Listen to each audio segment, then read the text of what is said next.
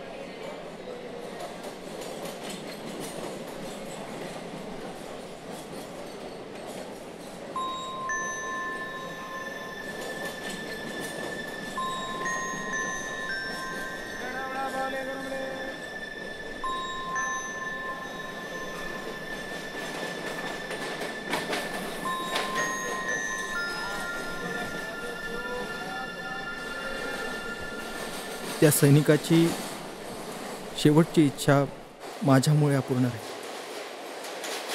कदाचित प्रत्येक सैनिकाची राहत असेल, माझीही राहील. देवाने आम्हाला कुठल्या मातीतून बनवलंय हेच कधी कधी कळत. आमच्यासाठी आमची आई आणि आमची मातृभूमी यांच्यामध्ये तत्सुभर देखील फरक नसतो. आणि एकदा का आई म्हटलं की मग तिच्यासमोर आपसुकच बाकी सर्व गोष्टी गौण वाटू लागतात. मग तो जीवच का असेल. मातृभूमीच्या सेवेत जात असेल तर मरताना 100 गोळ्या लागून आमची छाती अभिमानाने फुललेली असते.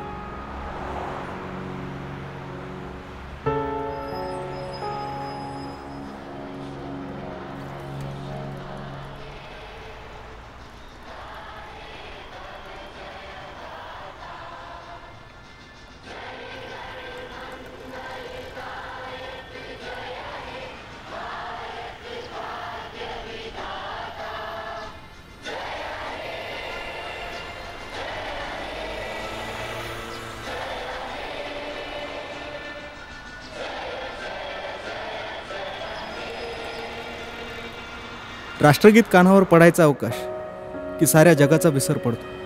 कळतच नाही कुठून येते एवढी देशभक्ती आमच्या. पण एक मात्र नक्की, अख्खं हृदय जरी मातृभूमीच्या प्रेमाने ओथंबलेलं असलं तरी मनाचा कुठला तरी कोपरा नक्कीच कुटुंबाशी एकनिष्ठ असणार. आणि कदाचित त्यामुळेच प्राणाहून प्रिय मातृभूमीच्या कुशीत जीव सोडतानाही मनाच्या कोपऱ्यात दडवून ठेवलेली ही नाती दाटल्या कंठाला बिलगत अचानक डोळ्यात भरून येत असणार. कोणाला आईच्या कुशीत हमसून फक्त रडावंसं वाटत असेल, कोणाला आपल्या आईबापाची माफी मागायची असेल की लहानपणी तुम्ही बोट पकडून चालायला शिकवलं पण तुमच्या म्हातारपणी मात्र मला तुमची काठी बनता आलं नाही.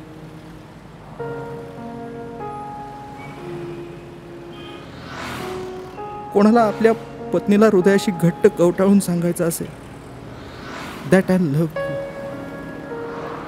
Love you till the end of my last breath. आणि कोणाला आपल्या लहानशा लेकराला आपल्या कडेवर घेऊन सांगायचं असेल की बाळा तुला कधी वेळ देऊ नाही शकत, तू पडताना तुझं बोट नाही धरू शकलो, पण प्लीज तुझ्या ह्या बापाला विसरू नकोस. विश्वास ठेव, you are the one whom I miss a lot. तुझ्या तोंडून बोबड्या शब्दात एकदा बाबा ऐकायला मी तरसलोय रे बाळा, मी तरसलो. या आणि अशा किती इच्छा मागे उरत असतील देवच जाणे. आयुष्याच्या शेवटच्या वाटेवर डोळे मिटण्याआधी आपल्या प्रिय माणसाला एकदा डोळे भरून पाहण्याचा मोह कोणाला हवं, मग ते फोटोतच का असेल.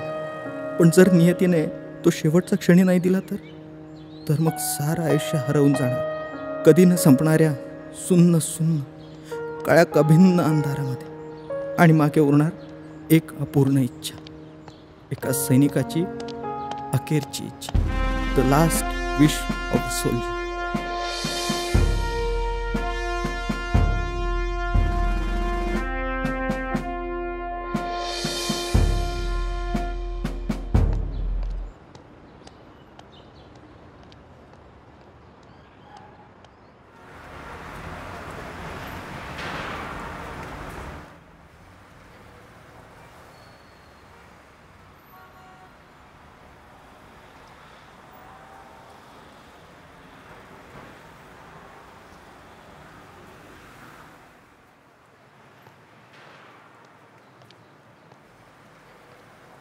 दादा डॉल आहे का? आहे ना साहेब, एक मिनटं दाखवतो.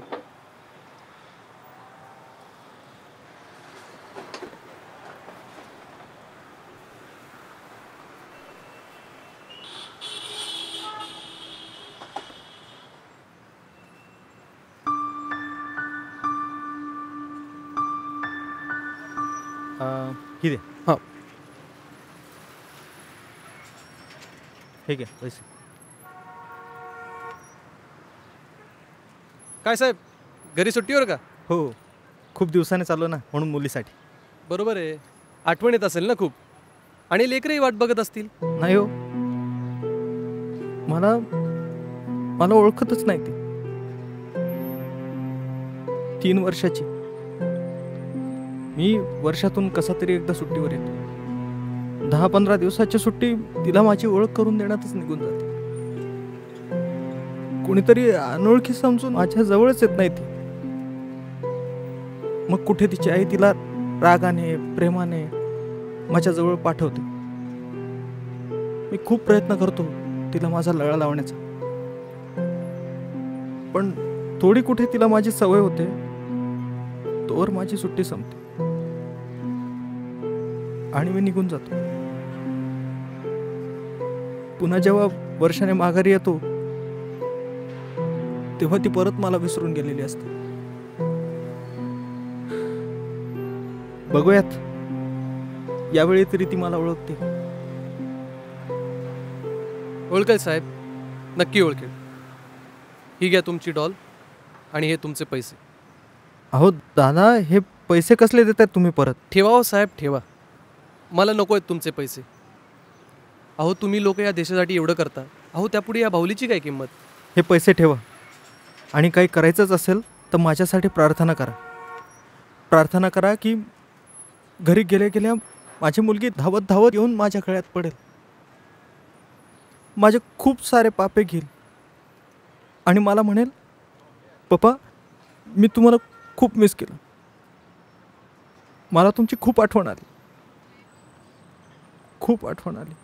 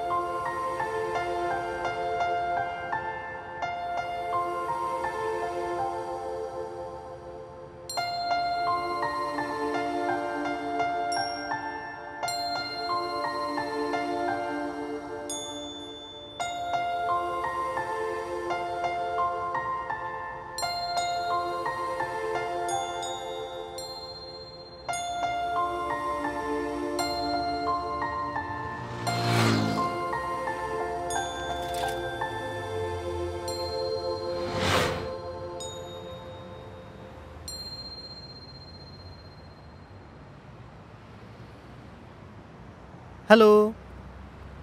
आजी, हे अंकल माझ्या पप्पासारखे सोल्जर आहेत का? हो बाळा. मी त्यांना विचारू का माझे पप्पा कधी येणार? नको हा, मग ते अंकल मार देतील तुला. अगं अगं स्वरा, अंकल माझे पप्पा पण सोल्जर आहेत, तुम्हाला माहिती आहे का ते कधी येणार? अरे बापरे, सॉरी बेटा, मला नाही माहिती तुझे पप्पा कधी येणार, पण लवकरच येतील ना तुझेही पप्पा. आजी, अंकल म्हणाले आता पप्पा लवकरच येतील म्हणून. हो अंकल, माझं एक काम कराल प्लीज? बोल ना बच्चा. स्वरा, असा हट्ट नाही हं करायचा, मग ते अंकल मार देतील तुला. नाही हो आई, असू द्यात ना, एवढ्या गोड मुलीला कोण मार देईल का? हां बोल बच्चा.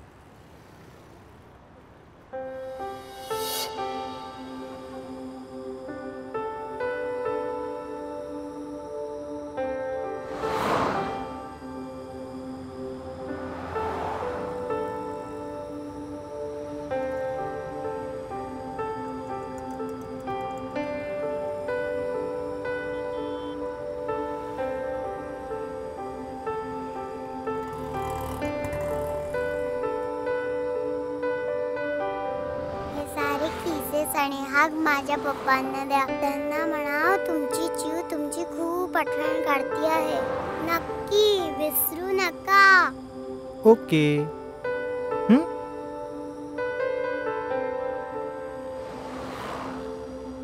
अंकल अंकल थांबा, अजून काहीतरी आहे. हो हां बेटा, ठीक आहे. खूप गोड मुलगी आहे. मलाही मुलगीच आहे. हो का? हिच्यापेक्षा थोडी लहान असेल. अच्छा. तुमचाही मुलगा मिलिटरीमध्ये आहे का? कुठल्या पोस्टिंगवरच सध्या? लडाखच्या पोस्टिंगवर होता. ओके. मागल्या वर्षी हिच्या बर्थडेला येणार होता, पण निघायच्या आदल्या दिवशीच फोन आला. बॉर्डरवर फायरिंग झालं म्हणे. 7-8 गोळ्या लागल्या. आम्ही इकडून काही हालचाल करणार त्याच्या आधीच पुन्हा फोन आला, माझं लेकरू गेलं. तो गेला म्हणून फोन आला. सावराच होता. त्याच्या मागच 2 महिन्यात हिची आई पण गेली अपघाताचं निमित्त होऊन. तेव्हापासून हे बिनाई बापाचं लेकरू सांभाळते मी. दर 2 दिवसांनी विचारते, पप्पा कधी येणार, आई कुठे आहे. काय सांगू मी, काय सांगू तिला.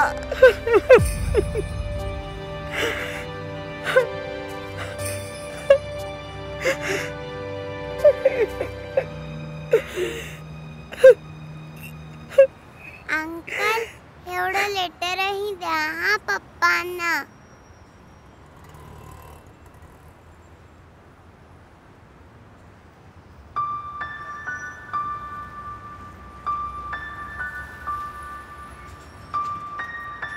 हो हां बेटा, नक्की दे. अरे पण तू तर तुझ्या पप्पांचं नावच नाही सांगितलंस मला. तुझ्या पप्पांचं नाव नाही सांगितलं तर मग मी हे लेटर कसं देणार त्यांना? अरे हो, मी तर विसरलेत. माझ्या पप्पांचं नाव आहे मेजर शिवराज देशमुख. अरे बापरे, तू मेजर शिवराज देशमुखांची मुलगी आहेस का? स्वरा नाव ना तुझं? हो. तुम्ही ओळखता माझ्या पप्पांना? हो मग ओळखतो ना. तुला माहिती आहे, तुझे पप्पा खूप बहादूर आहेत आणि ते मला नेहमी म्हणतात, स्वराचा किस हा जगातला स्वीटेस्ट किस आहे आणि स्वराचा हग हा जगातला बेस्टेस्ट हग आहे. अरे हां, बरं झालं तू इथेच भेटलीस. तुझ्या पप्पांनी तुझ्यासाठी एक गिफ्ट दिलंय. हां, खरंच?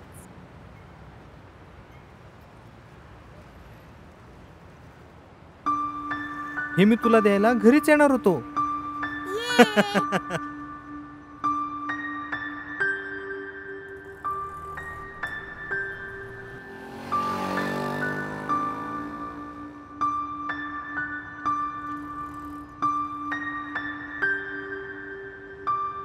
माझी बस आली.